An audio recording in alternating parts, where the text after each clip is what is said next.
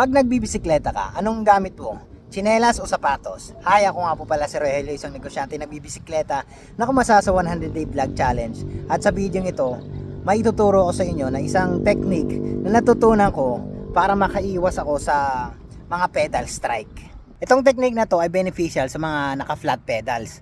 Naka-tsinelas ka man o nakasapatos, ito ay may malaking tulong sa'yo kung sakaling gusto mo siyang gamitin. Nung nag-umpisa pala ako magbike, madalas akong makaranas ng pedal strike. Tapos, ang naging solution ko doon is bumili ng mga ganitong klaseng mga pedal na may mga malaking pins para maiwasan yung pagdulas ng aking paa. Sa ginawa kong upgrade na yun, nabawasan naman yung pedal strike ko. Kasi nga makapit yung sapatos ko doon sa pedal. Kaya lang, nape-pedal strike pa rin ako. Ang problema, pag nadulas yung paa ko sa pedal, mas masakit yung tama ng pedal sa shin ko.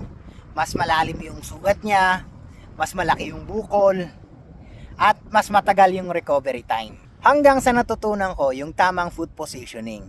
Dito, nagbago yung body position ko. At masasabi ko na marami akong skills na natutunan dahil dito. Natuto akong mag-bunny hop, kagaya nito.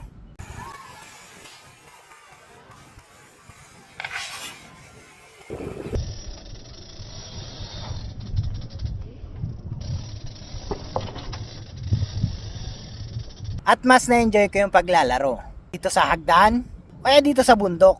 Kaya ako sinasabi sa inyo to, baka makatulong din sa inyo to para makaiwas din kayo sa pedal strike. Nga pala, yung tips na to ay beneficial sa mga naka-flat pedals. Sa mga naka-clits naman, talagang mas secure yung paa nyo kasi naka-lock na yung paa nyo sa pedal. Malapit na palang matapos ang summer at kung gusto nyo na may mapuntahan kayong resort, pwede kayong pumunta sa resort ng tropa natin. At kung sakaling magpapareserve kayo at sabihin nyo yung pangalan ko, itong pangalan na to, meron daw kayong libreng liempo. Kayo na lang bahala magluto.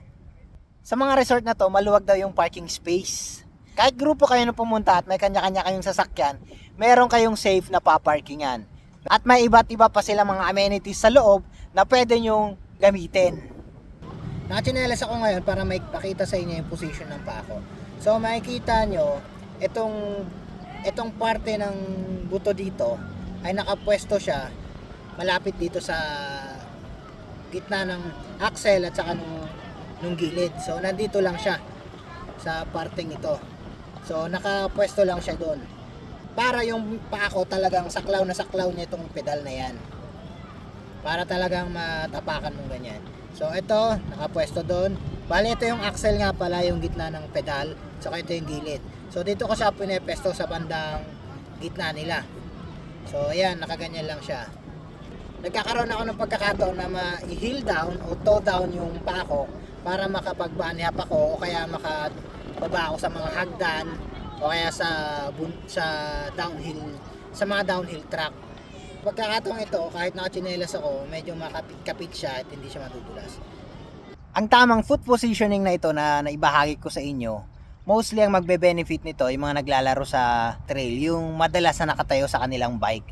Kasi may iwasan nila yung pedal strike. Kung sakali man na naglalaro ka long rides o kaya panay kalsada, okay lang na kahit di mo gamitin ito. Okay lang din kung nakachinelas ka o nakasapatos ka na running shoes. Wala din naman problema doon. Pero kung nagka-trail ka, mas maganda na gumamit ka ng sapatos na pang bisikleta talaga. Dahil itong mga to may added na support at may mga additional na protection para pag sumemplang ka, kaya tumama yung paa mo sa bato o tumama sa puno o sa sanga, kaya sumabit sa mga talahib, mas secure yung paa mo kasi nakasapatos ka na pang bisikleta. Ikaw, anong kwentong pedal strike mo? May picture ka ba nun? Pwede mong isama sa comment section yung picture na yon. I-attach mo lang para makita natin kung gaano kalaki ang bukol. Kung may tanong ka, suggestion, pwede mo akong i-message. Ako nga po pala si Rogelio, ang iyong tropang vlogger na nagsasabing